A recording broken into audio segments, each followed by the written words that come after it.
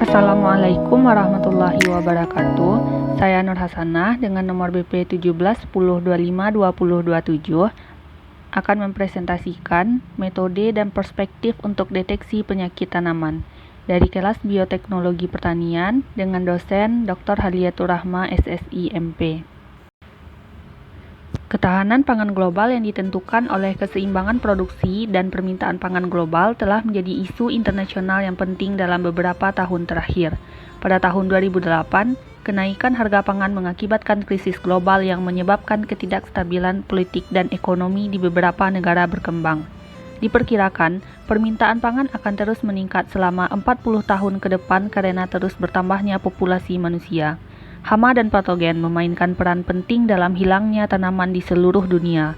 Untuk meminimalkan kerusakan yang disebabkan penyakit pada tanaman selama pertumbuhan, panen dan pemrosesan pasca panen, serta untuk memaksimalkan produktivitas dan memastikan keberlanjutan pertanian, deteksi dan pencegahan penyakit tingkat lanjut pada tanaman sangat penting. Metode deteksi penyakit tanaman. Metode deteksi penyakit tanaman terbagi atas dua, yaitu langsung dan tidak langsung.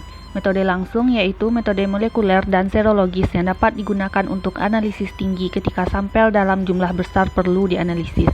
Dalam metode ini, patogen penyebab penyakit seperti bakteri, jamur, dan virus dideteksi secara langsung untuk memberikan identifikasi penyakit atau patogen yang akurat. Sedangkan metode tidak langsung yaitu mengidentifikasi penyakit tanaman melalui berbagai parameter seperti perubahan morfologi, perubahan suhu, perubahan laju transpirasi, dan senyawa organik volatil yang dilepaskan oleh tanaman yang terinfeksi. Bahasan pertama yaitu metode deteksi langsung. Polymerase Chain Reaction (PCR). PCR awalnya digunakan untuk deteksi penyakit yang sangat spesifik yang disebabkan oleh bakteri dan virus. Sekarang ini telah banyak digunakan untuk mendeteksi patogen tanaman. Selain teknologi PCR dasar, metode PCR canggih seperti reverse transcription PCR atau RT-PCR juga telah digunakan untuk identifikasi patogen tanaman karena sensitivitasnya yang tinggi. Meskipun teknik PCR dapat memberikan sensitivitas dan spesifisitas yang tinggi karena ketepatan amplifikasi DNA, teknik PCR juga dibatasi oleh kurangnya ketahanan operasional. PCR tergantung pada kemanjuran ekstraksi DNA dan kinerjanya dipengaruhi oleh inhibitor yang ada di dalam uji sampel, aktivitas polimerase, buffer PCR, dan konsentrasi deoksinukleoside trifosfat.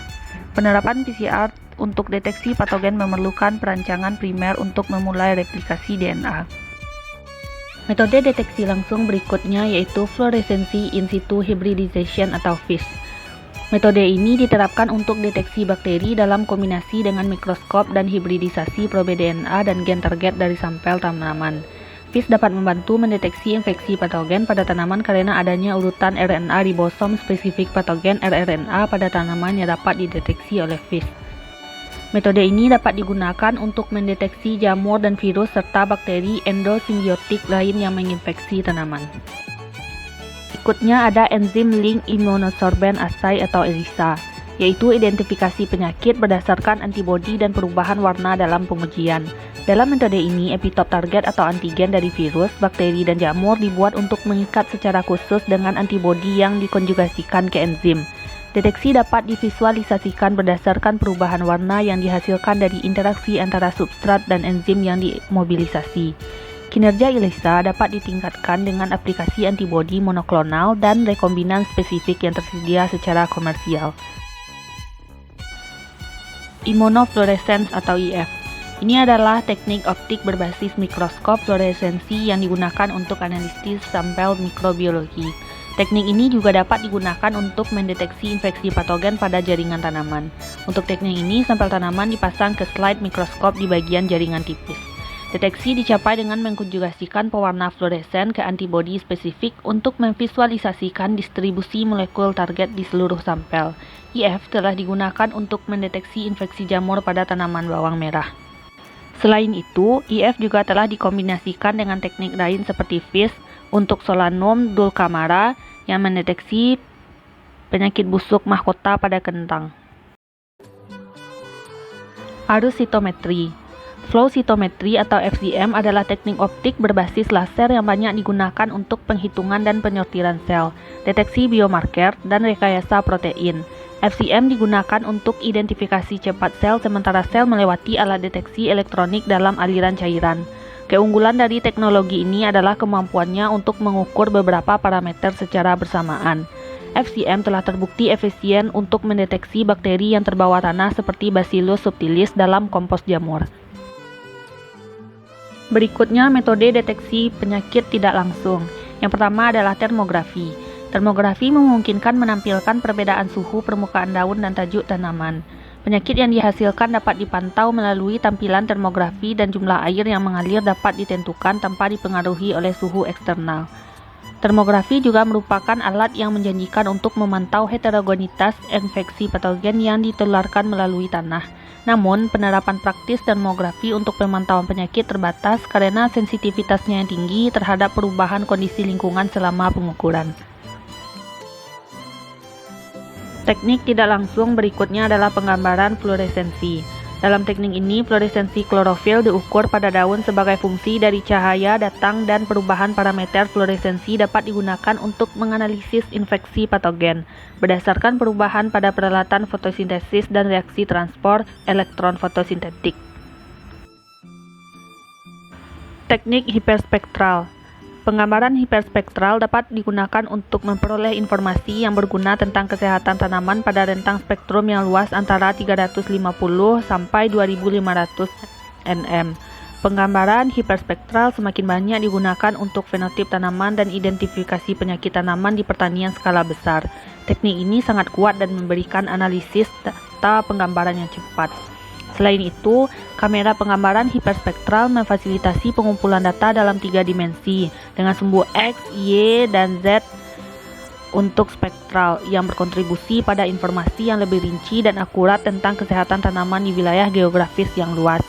Teknik ini telah banyak digunakan untuk deteksi penyakit tanaman dengan mengukur perubahan reflektansi akibat perubahan karakteristik biofisik dan biokimia pada saat infeksi. Magnoporte grisea infeksi beras, Phytophthora infestan infeksi tomat, dan Venturia inaigualis infeksi pohon apel telah diidentifikasi dan dilaporkan menggunakan teknik penggambaran hiperspektral. Kromatografi gas. Metode ini adalah deteksi penyakit tanaman melibatkan pembuatan profil tanda kimia yang mudah menguap dari tanaman yang terinfeksi. Infeksi patogen tanaman dapat mengakibatkan pelepasan senyawa organik volatil spesifik atau VOC yang sangat mengindikasikan jenis stres yang dialami oleh tanaman. Profiling VOC tersebut dapat digunakan sebagai sarana untuk mengidentifikasi jenis dan sifat infeksi dan karenanya digunakan untuk diagnosis dan konfirmasi penyakit pada tanaman. Dibandingkan dengan metode deteksi berbasis penggambaran optik sebelumnya, GC atau GCMS dapat memberikan informasi yang lebih akurat tentang penyakit tanaman karena spesifisitasnya yang tinggi. Ini juga memungkinkan deteksi penyakit pada tahapan yang berbeda berdasarkan informasi kuantitatif yang dikumpulkan dari sampel VOC. Pembahasan berikutnya yaitu deteksi penyakit tanaman menggunakan sensor portable. Platform biosensor berdasarkan nanomaterial.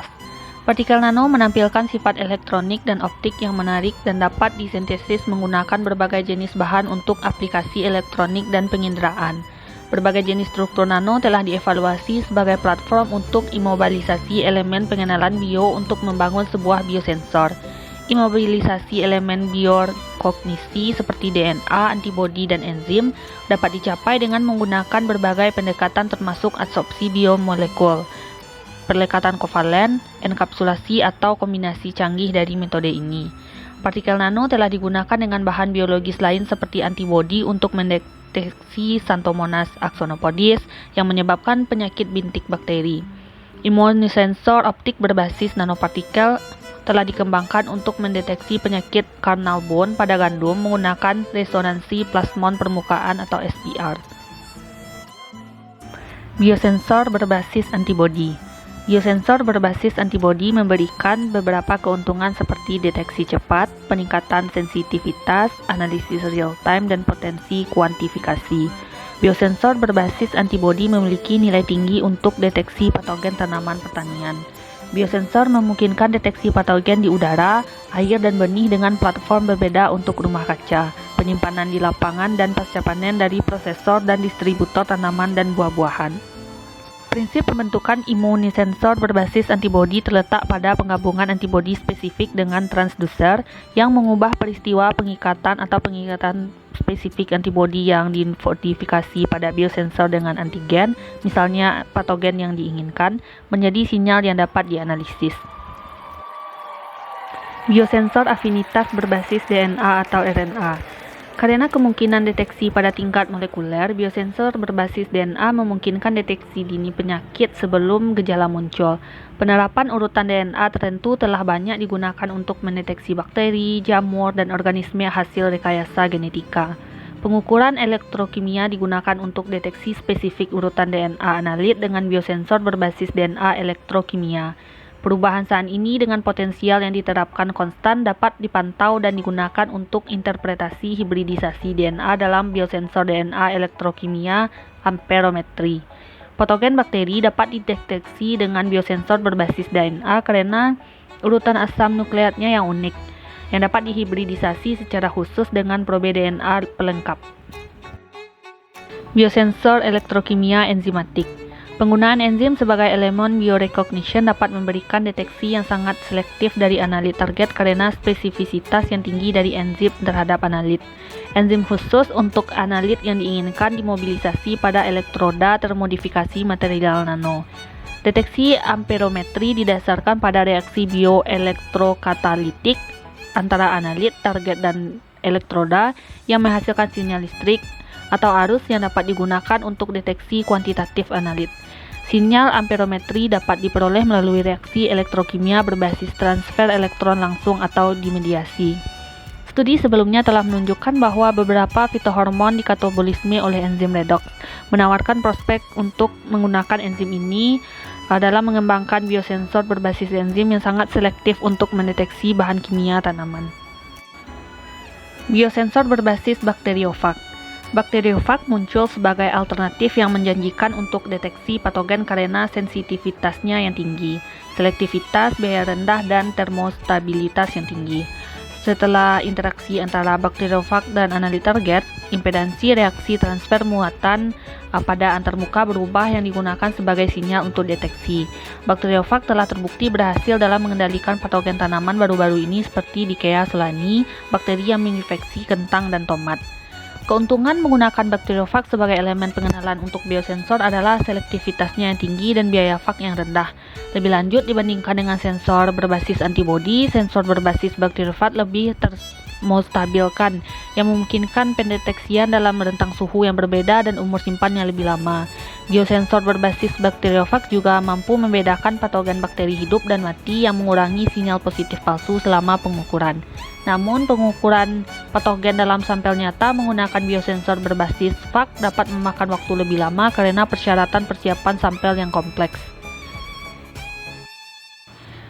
Tantangan dan arah masa depan dari deteksi penyakit tanaman. Selain keunggulan unik yang ditawarkan oleh berbagai metode deteksi penyakit untuk aplikasi deteksi penyakit tanaman, setiap metode memiliki keterbatasannya sendiri.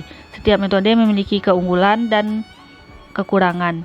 PCR telah menunjukkan kemampuannya dalam mendeteksi patogen tanaman dengan sensitivitas tinggi, namun diperlukan perancangan primer khusus untuk memperkuat DNA guna mendeteksi patogen yang berbeda. Sedangkan untuk ELISA, penerapan ELISA untuk deteksi penyakit tanaman tidak banyak dilaporkan. Pembuatan strip uji berbasis ELISA akan menjadi strategi inovatif untuk deteksi penyakit tanaman di masa mendatang karena sinyal perubahan warna yang terlihat. Namun, aplikasi mungkin hanya terbatas pada deteksi virus karena ELISA sangat sensitif terhadap virus. Di antara teknik penggambaran tidak langsung untuk deteksi penyakit tanaman, teknik hiperspektral adalah yang paling menjanjikan karena kekuatannya, spesifisitasnya yang tinggi dan analisis data yang cepat.